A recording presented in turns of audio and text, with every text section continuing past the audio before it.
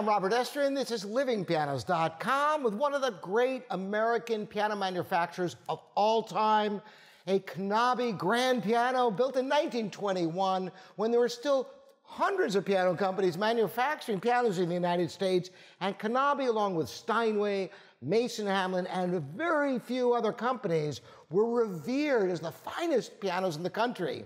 Going back to the 1800s, Tchaikovsky had his debut in Carnegie Hall on a Knabe piano. This is a 6'4" grand, so it's got a really rich sound. Better than that, it was restored just a few years ago, plays like a dream. It has the original ivory keys in just magnificent condition. The soundboard doesn't even have any hairline cracks, and the tone is pretty remarkable. I'm going to play you just several selections so you can hear what this piano sounds like. I'm going to start with some big chords, the opening to Schumann's mammoth Carnaval.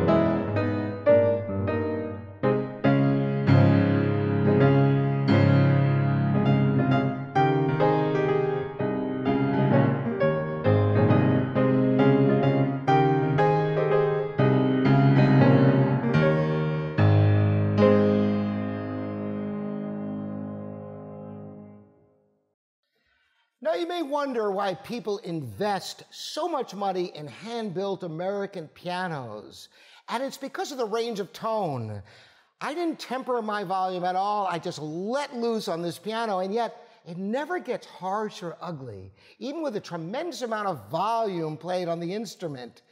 And at the same time, you can achieve magnificent pianissimos and still project a singing line.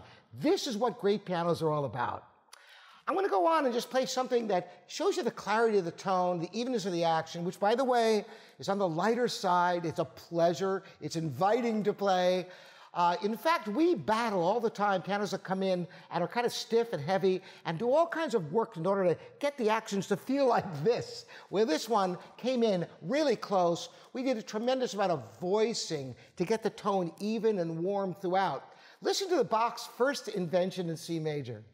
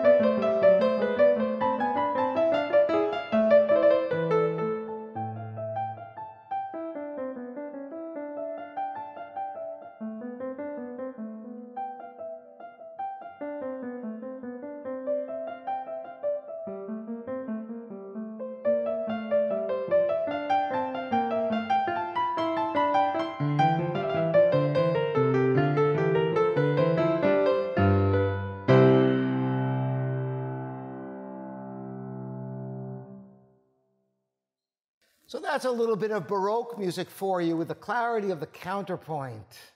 To show this singing tone, I want to play the gorgeous beginning of Beethoven's Pathetique Sonata, second movement, which I'm sure you're familiar with.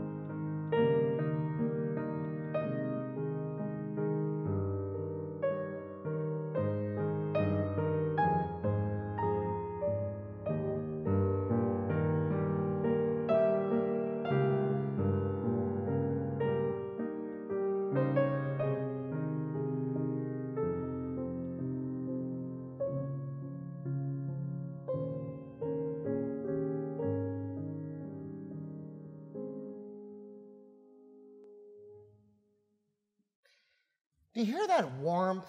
It's something you just rarely find in pianos today.